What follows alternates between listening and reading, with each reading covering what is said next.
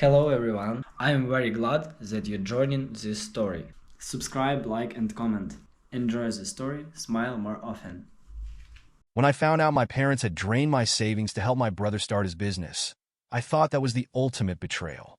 But years later, when his business failed, and he kicked them out of his house, they came to me, begging for a place to stay. The twists and turns in this story will leave you questioning what family really means, and where to draw the line. It started about 6 years ago when I was 24 years old. I had been working since I was 16, saving every penny I could. My goal was simple: buy a modest home where I could finally feel stable and independent. By the time I hit my mid-20s, I'd managed to save a respectable amount, enough for a solid down payment. It hadn't been easy, long hours at work, skipping vacations, and living on a tight budget, but it was worth it. I was so close to achieving my dream. One Friday, I logged into my bank account during my lunch break, excited to see my savings grow after another paycheck had cleared. But the moment the page loaded, my excitement turned to panic. My account balance was nearly zero. Not just lower than I expected, zero.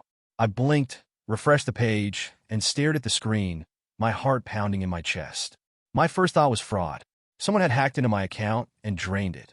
My hands trembled as I grabbed my phone and called the bank, barely able to get the words out as I explained what had happened. The customer service representative on the other end calmly assured me they would look into it. After a few minutes of silence, she came back with an answer that left me reeling. "The withdrawals were authorized," she said. "They were made by someone with access to your account."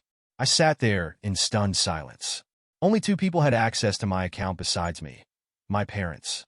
The account had been set up when I was a teenager, and they'd helped me open it. At the time, it made sense. I was young and needed their guidance. But I never thought they'd actually touch my money, let alone wipe out my entire savings.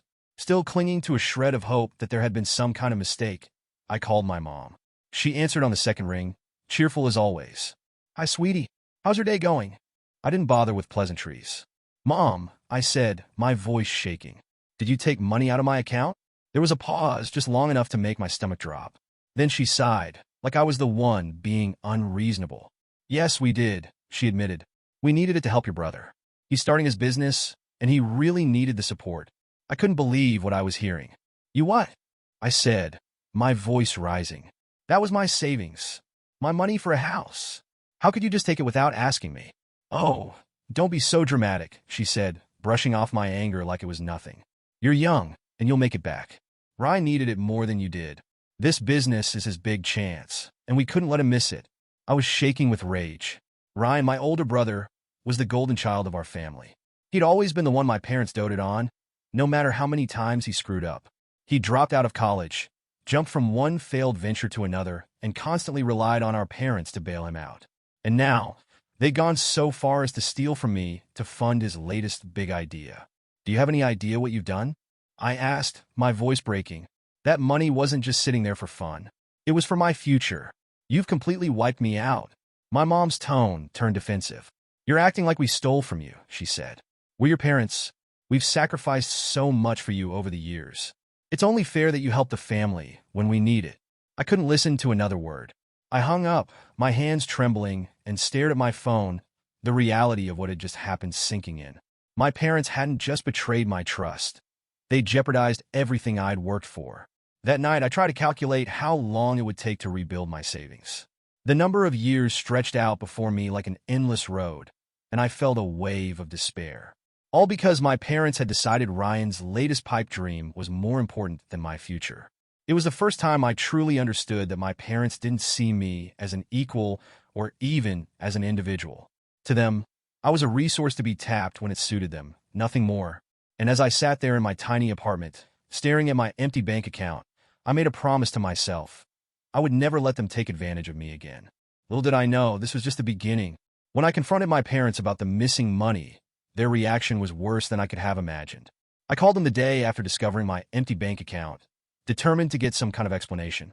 My mom answered first, and her tone was so casual that for a brief moment, I wondered if I'd somehow overreacted. "Mom," I said, trying to keep my voice steady, "I need to know why all the money from my savings account is gone." There was a pause, and then she sighed, the kind of sigh she used to make when I didn't finish my chores as a kid. "We needed it to help Ryan," she said, as though it was the most obvious thing in the world. "He's starting his business, and he really needed the support." You know how hard he's been working on this? I felt my jaw drop. You're telling me you took all my savings, my money, for Ryan's business? Without even asking me? My mom's voice took on a defensive edge. It's not like we stole it, she said. We're your parents. We've always done what's best for the family. And this was no different. I could feel my anger rising, but I forced myself to stay calm. Mom, that money wasn't just sitting there for no reason. It was for a down payment on a house. I've been saving for years. You're young, she said dismissively. You'll make it back. Ryan needed it more than you do right now. This is his big chance, and we couldn't let him miss it. You understand, don't you? Understand? I was shaking with anger. No, I don't understand. I snapped. You didn't even ask me. You just took it. How could you think that's okay? At that point, my dad got on the phone, his voice calm, but patronizing in a way that made my blood boil. Listen, we know this is frustrating for you, he said. But you're young and capable. You'll bounce back. Ryan's in a different position. He needs this support to get his business off the ground. And what about me? I shot back. I've been working hard since I was 16, saving every penny so I could have some stability. Doesn't that matter to you? Of course it does, my dad said, though his tone made it clear he didn't mean it. But family helps family. Ryan's business is a once-in-a-lifetime opportunity. If it takes off, it'll benefit all of us. I couldn't believe what I was hearing. My parents had always favored Ryan, but this was on another level. They drained my savings to fund his dream without even considering how it would affect me. You don't get it, I said, my voice shaking. That money was my future. I trusted you, and you betrayed me. My mom chimed back in, her tone exasperated. We didn't betray you. Stop being so dramatic. We're all in this together. And sometimes that means making sacrifices for the greater good. Her words felt like a slap in the face. Sacrifices for the greater good? They hadn't asked Ryan to sacrifice anything. He was the one benefiting from all of this. The more they talked, the clearer it became that they didn't see the problem. To them, it was my duty as part of the family to support Ryan's dreams, even if it came at my expense. I ended the call before I said something I couldn't take back. My hands were trembling as I set my phone down on the counter, my mind racing. How could they justify this? How could they not see how wrong it was? For days, I couldn't think about anything else. Every time I tried to focus on work or relax at home, their words played on a loop in my head. Ryan needed it more than you do right now. You're young and capable. The worst part was that I knew they wouldn't apologize. They didn't think they'd done anything wrong. To them, Ryan's business was a family investment, and I was just being selfish for not seeing it that way. But I wasn't going to let them off the hook that easily. If they thought I was just going to roll over and accept this, they were wrong. I didn't know how I was going to move forward yet, but one thing was certain. I couldn't trust them anymore. And that realization hurt more than the empty bank account ever could. Ryan's business was supposed to be a game changer, a can't-miss opportunity that would finally put him on the map as a successful entrepreneur. The concept was ambitious, a trendy coffee shop/boutique in a small town, catering to millennials and tourists alike. My parents spoke about it like it was the next big thing, the kind of business that would make all their sacrifices worthwhile. From the very beginning, they were all in. Not only had they drained my savings, but they'd also funneled their own retirement fund into the project. My dad spent weeks helping Ryan negotiate the lease on the shop space, and my mom took charge of decorating the interior. They treated it like a family endeavor, constantly calling me with updates and sending me pictures of the progress. Isn't it amazing? My mom gushed during one call. Ryan's really put his heart into this. It's going to be so successful. I just know it. Each time they mentioned the shop, I felt a stab of betrayal. They talked about it as if it were a shared dream, conveniently forgetting that they had robbed me to make it happen. I stopped answering their calls as often, finding it harder and harder to mask my resentment. For the first year, it seemed like things were going well. The shop had a grand opening that drew a decent crowd, thanks to my parents' relentless efforts to spread the word. My mom sent me pictures of Ryan smiling behind the counter, flanked by shelves of trendy merchandise and a gleaming espresso machine.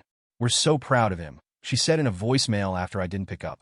It's really a family effort, and we couldn't have done it without everyone's support. The family effort line made me want to scream. I hadn't been asked to help. I'd been forced to contribute. And yet they talked about it like we were all equally invested, as if I should feel honored to have played a part.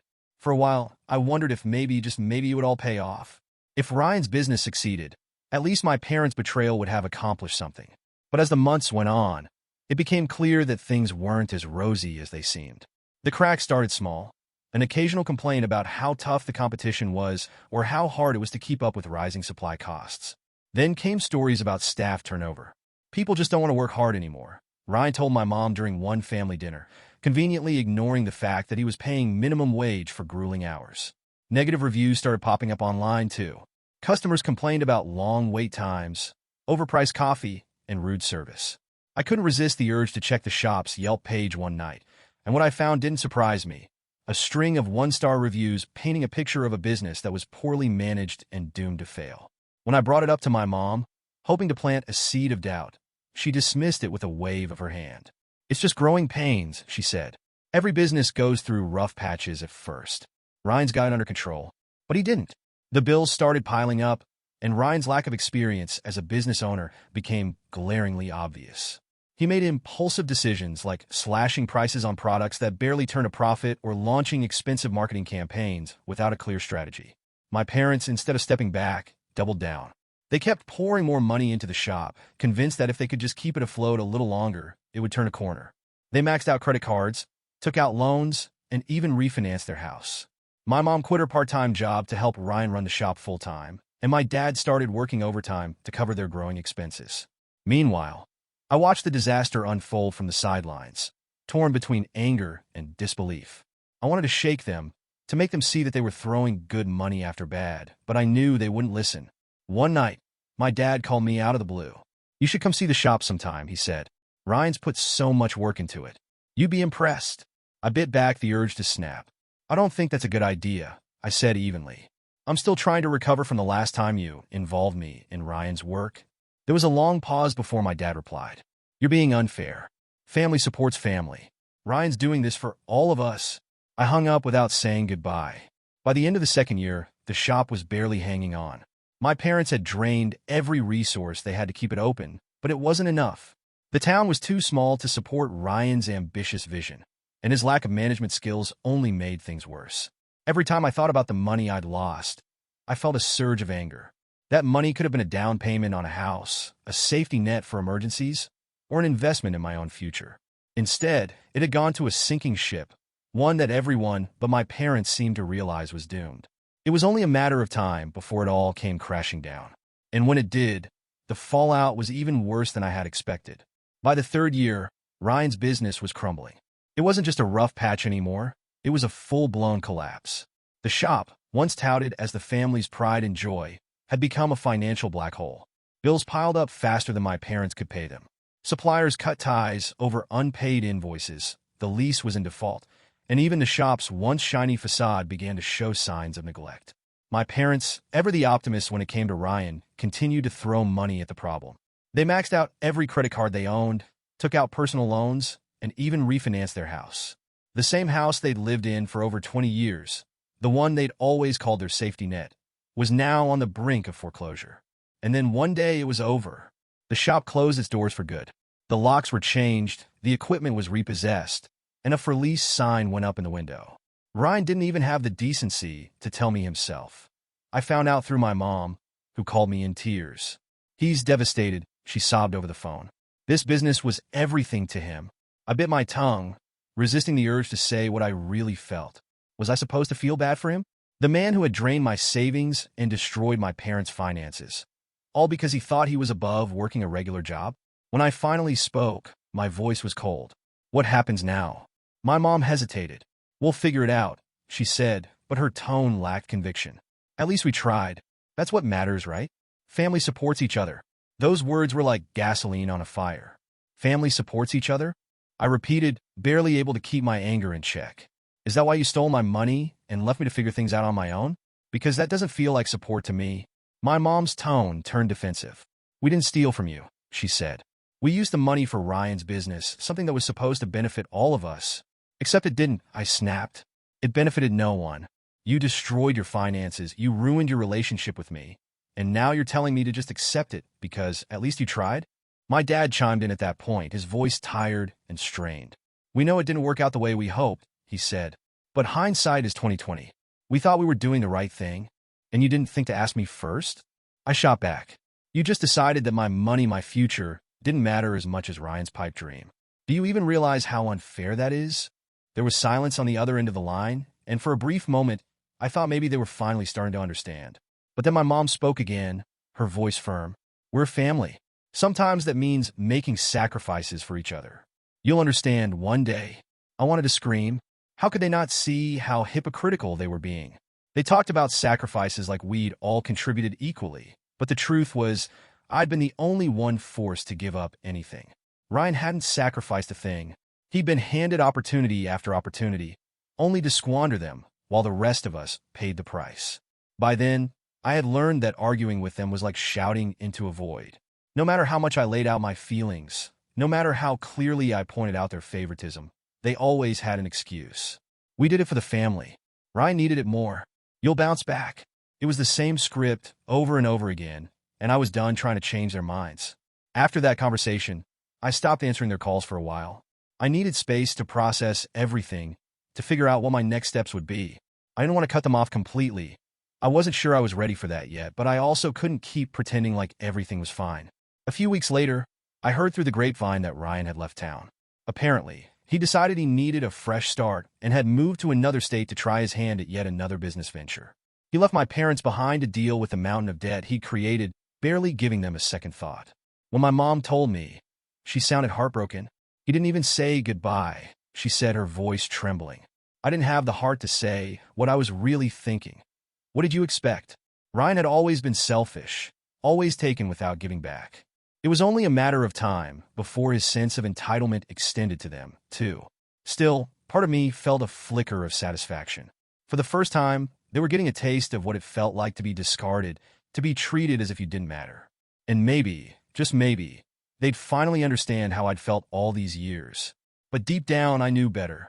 My parents were masters of denial, and this time would be no different. After Ryan's business officially went under, it didn't take him long to come up with his next big plan, leaving town. I just need a fresh start, he told my parents during a tense family meeting barely a week after the shop closed. His tone was nonchalant, as if he hadn't just burned through tens of thousands of dollars of their savings, and mine. My parents were stunned. What about the debts, Ryan? My dad asked, his voice tight with frustration. You can't just walk away from this. We're all in this together. Ryan shrugged, his expression casual. I can't focus on fixing things here. I need to start over somewhere new, somewhere I can rebuild without all this negativity hanging over me. Negativity. That's what he called the financial ruin he'd left in his wake. My parents tried to reason with him, but it was clear his mind was made up. Within a month, he had packed up and moved to another state, leaving them to deal with the mountain of debt he'd created. I wasn't surprised. Ryan had always been self-centered, taking what he wanted and leaving others to deal with the fallout. What had surprised me, though, was how much it affected my parents. For years, they'd enabled his behavior, bailing him out of every bad decision and shielding him from the consequences. Now, they were finally seeing the other side of their blind loyalty, and it was devastating to watch. My mom was heartbroken. She spent hours every day calling and texting Ryan, begging him to visit or at least keep in touch. He's just going through a rough time, she told me during one of our rare conversations. He'll come around. He just needs space. Her optimism would have been admirable if it wasn't so misplaced. I wanted to tell her the truth, that Ryan wasn't coming back, that he didn't care about anyone but himself, but I knew she wouldn't listen. My dad, on the other hand, reacted differently. He grew bitter and withdrawn, snapping at my mom whenever she brought up Ryan and blaming everyone but him for the mess they were in. If the town had supported his shop more, this wouldn't have happened, he said during one phone call. Or if the employees had just worked harder. I bit my tongue, resisting the urge to remind him that Ryan's failure was entirely his own doing. There was no point. My dad would never admit that he'd put his faith in the wrong person. Not to me, not to himself. Meanwhile, I kept my distance. After years of being dragged into their chaos, I was finally starting to rebuild my life. It had taken countless hours of overtime and careful budgeting, but I'd managed to replenish some of the savings my parents had stolen. It wasn't enough for a house yet, but it was a step in the right direction. I didn't trust them enough to let them back into my life fully. Every time my phone buzzed with a call or text from my mom, I hesitated before answering. Most of the time, I didn't bother. I wasn't ready to forgive them, and I definitely wasn't ready to get involved in the fallout of Ryan's latest disaster. Still, there was a small part of me that felt guilty for staying away. They were my parents after all, and they were clearly struggling. But every time I thought about reaching out, I remembered the empty bank account, the excuses, and the way they dismissed my feelings as unimportant. I told myself they had made their choices, and now they had to live with them. And as much as it hurt to see them suffer, I wasn't going to let them drag me down with them. Months passed, and I started hearing updates about Ryan through mutual acquaintances. He'd opened another business, this time a small marketing firm, and was once again borrowing money from friends and family to get it off the ground. My mom mentioned it once during a phone call, her voice tinged with hope. "Maybe this one will work out," she said. "He's learned so much from the shop." I didn't bother pointing out how ridiculous that sounded. Instead, I simply said, "I hope so," and changed the subject. Deep down, I knew how this story would end. Ryan hadn't learned anything. My parents hadn't either. And as much as I wanted to believe things could change, I wasn't willing to put myself in a position to be hurt again. For the first time in years, I felt like I was finally in control of my own life. And I wasn't going to let anyone take that away from me. Not Ryan, not my parents, not anyone. A year after Ryan left, the full weight of my parents' financial collapse came crashing down. Without Ryan's shop to pour money into, the reality of their situation became impossible to ignore. They were drowning in debt, their credit cards maxed out, and the second mortgage they'd taken on their home was now a noose around their necks. Eventually, they lost the house. The place where I'd spent my childhood, where they had hosted countless family gatherings, was sold to cover a fraction of what they owed. My mom was devastated. She called me the day they moved out, crying about how unfair it was. "We did everything we could," she said through tears. "We gave so much to Ryan, and now we have nothing." I didn't say much. What could I say? They had made their choices, and while I felt a twinge of sympathy, it wasn't enough to erase the years of betrayal. I told myself they would figure it out, that they'd find a way to survive like they always did. For a while, it seemed like they were managing. They moved into a small rental, far from the comfortable home they had lost, but at least they had a roof over their heads. I heard bits and pieces about their struggles through mutual family members, how my dad was working late shifts, how my mom had taken a job cleaning houses. It wasn't easy for them, but they were getting by. Then one evening, my phone rang. It was my mom. I almost didn't answer, but something in me couldn't ignore the call. "Sweetie," she said, her voice trembling. "We're in a really tough spot. We were wondering if we could stay with you for a while, just until we get back on our feet." Her words hung in the air, heavy with implication. I was silent for a moment, trying to process what she had just said. Stay with me? After everything they'd done, taking my money, dismissing my needs, enabling Ryan, they had the audacity to ask me for help? "Mom," I said carefully, my voice steadier than I felt. "You want to move in with me?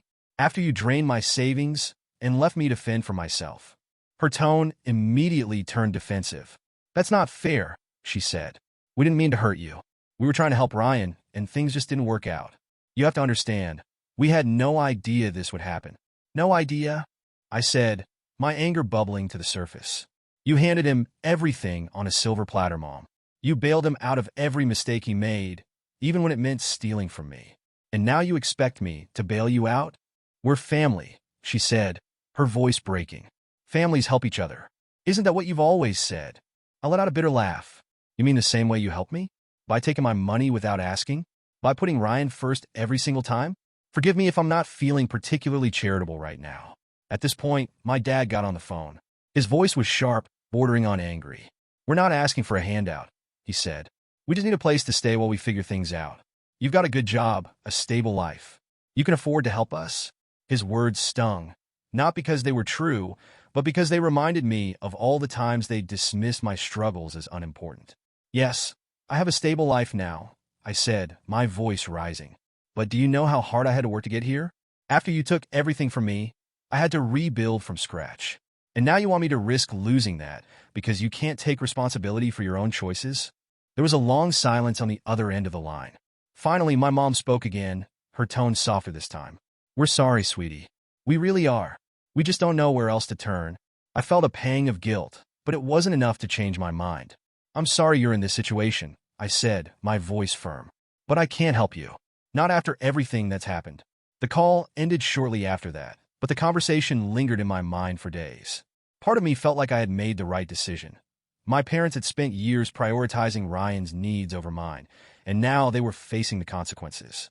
But another part of me couldn't shake the guilt. They were my parents, after all, and no matter how much they had hurt me, it was hard to ignore their desperation. I talked it over with a close friend, hoping for some clarity. "You're not wrong to say no," she told me. "They made their choices, and now they have to live with them. You don't owe them anything. Her words gave me some comfort, but the situation still felt unresolved. I wasn't sure what the future held for my relationship with my parents, but one thing was clear. I couldn't keep sacrificing my own well-being to clean up their messes.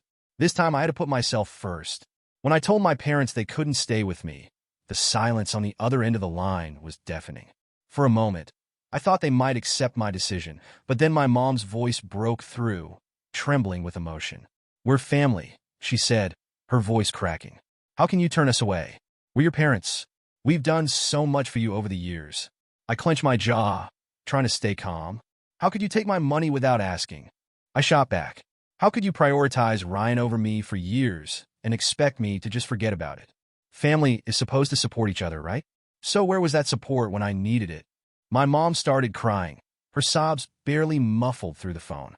"We didn't mean to hurt you," she said between gasps. "We thought we were doing what was best for the family. We didn't know things would turn out like this." Before I could respond, my dad jumped in, his tone sharp and accusatory. "You're being petty," he said, his voice rising. "We're your parents. We raised you, gave you everything, and now it's your turn to take care of us. That's how families work." I felt my chest tighten with anger. "You raised me, sure," I said, my voice shaking. "But you also betrayed me. You stole from me, dismissed me, and left me to figure everything out on my own. And now you have the nerve to call me petty for saying no." My dad scoffed. "It wasn't theft," he said. "We used that money for Ryan's business, something that was supposed to benefit all of us. You're acting like we stole from a stranger. We're your family, for God's sake." "That's exactly what makes it worse," I snapped. "You're supposed to be the people I can trust the most, and instead, you used me like an ATM. You made your choices, over and over again, and now you have to live with them." My mom's sobs grew louder, and my dad muttered something under his breath, but I'd had enough. "I'm sorry you're in this situation," I said, my tone softening slightly. "I really am, but I'm not going to sacrifice my own stability to clean up a mess I didn't create. I can't." "So that's it then," my dad said bitterly. "You're just going to turn your back on us?" "No," I said firmly. "I'm setting boundaries. There's a difference." The conversation ended not long after that, but the weight of it lingered. Even though I knew I had made the right decision, a part of me couldn't help but feel guilty. They were my parents after all. They had raised me, provided for me, and given me opportunities, even if those sacrifices had been overshadowed by their blatant favoritism toward Ryan. Over the next few days, the guilt began to creep in, gnawing at the edges of my resolve. My mom sent me a few tearful texts, pleading for me to reconsider. "We don't know what else to do," one message read. "Please don't abandon us." My dad, unsurprisingly, took a different approach. His texts were shorter, sharper. "We've always been there for you," he wrote. "Why can't you do the same for us now?" Each message felt like a test of my willpower. There were moments when I almost caved, moments when I considered inviting them to stay, if only to stop the guilt from eating away at me. But every time I thought about it, I remembered the years of neglect, the dismissive comments, and the way they had stolen my savings without a second thought. I turned to my friends for support, desperate for reassurance that I wasn't being cruel or selfish. "You're not wrong for saying no," my best friend Sarah told me over coffee. "Boundaries are healthy. You've spent years putting their needs ahead of your own, and it's okay to put yourself first now." Her words gave me strength, but it was still hard to shake the feeling that I was letting my parents down. Part of me wanted to fix things, to repair the relationship and make everything right. But another part of me knew that wasn't my responsibility.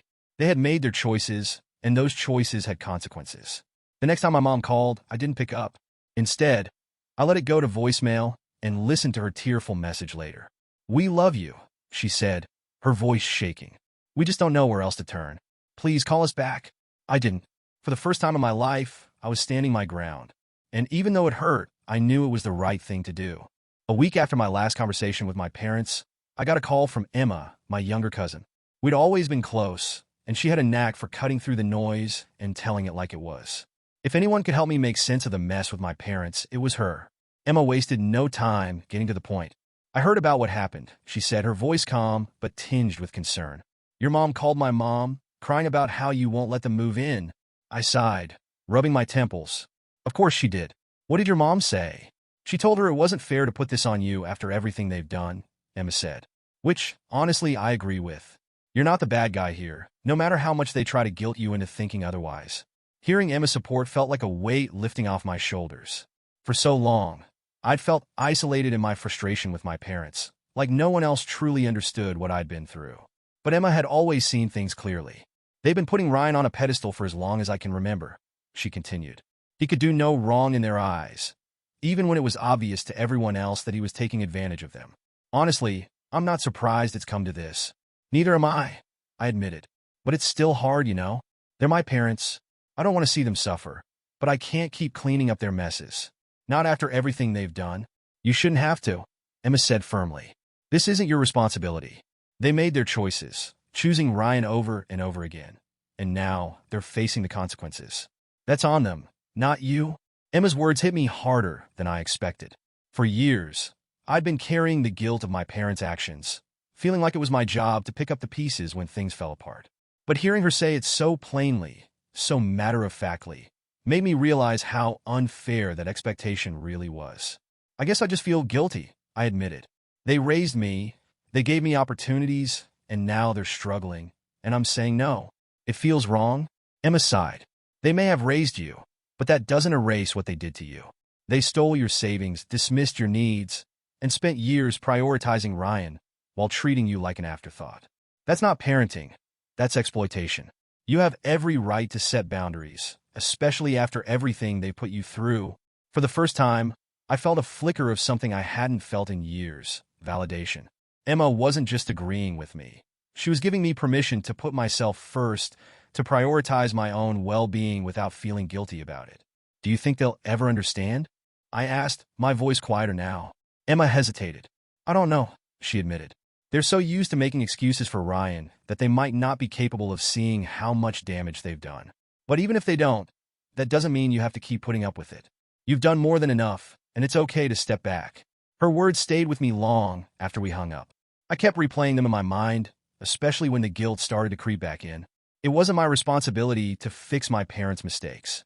They had chosen to put Ryan first, over and over again, and now they were facing the consequences of those choices. For the first time, I started to believe that I had the right to set boundaries without feeling like a bad person. It wasn't selfish, it was necessary. Over the next few weeks, I leaned on Emma's advice whenever the guilt threatened to overwhelm me. She reminded me that it was okay to prioritize my own needs, to say no even when it felt uncomfortable. And slowly, I started to let go of the burden I'd been carrying for so long. My parents didn't stop trying to guilt me. My mom called a few more times, leaving tearful voicemails about how much they needed my help, while my dad sent curt texts accusing me of abandoning them. But I didn't respond. Instead, I focused on rebuilding my own life, saving for the house I dreamed of, reconnecting with friends, and finally learning to put myself first. And for the first time in years, I felt like I was moving forward, free from the weight of their expectations. Emma's words echoed in my mind as I took each step forward. This isn't your responsibility. You have every right to put yourself first. And for once, I believed it. After I refused to let my parents move in, they went silent. The calls, texts, and guilt-laden messages stopped almost overnight. At first, the quiet felt suffocating. No matter how much they'd hurt me, they were still my parents. A part of me had always hoped they would come around, apologize, or at least acknowledge the pain they'd caused. But instead, they chose to shut me out completely. For weeks, I wrestled with a mix of emotions: anger, sadness, guilt. It all swirled together, making it hard to focus on anything else. I kept replaying our last conversation in my mind, wondering if I could have handled it differently or if I'd been too harsh. But every time I started to doubt myself, I thought about the years of neglect, the stolen money, and the countless times they'd put Ryan above me. Their silence wasn't an apology. It was a way to punish me for standing my ground. And slowly, I began to realize that it wasn't my job to fix things or chase after their approval. As time passed, the silence started to feel less like a loss and more like a relief. Without their constant drama, I finally had the space to focus on myself. For the first time in years, I wasn't weighed down by their expectations or guilt-tripping phone calls. I could make decisions for my life without worrying about how they'd react or what they'd demand of me next. I began reconnecting with old friends, people I'd lost touch with during the years I spent trying to rebuild my life. They welcomed me back with open arms, reminding me of what it felt like to have genuine support. Sarah, my best friend, became a regular part of my life again. We started meeting for coffee on weekends, catching up on everything we'd missed in each other's lives. "You seem lighter," she said one day, stirring her latte. "Like a weight's been lifted." I smiled, realizing she was right. Without my parents' chaos dragging me down, I felt freer than I had in years.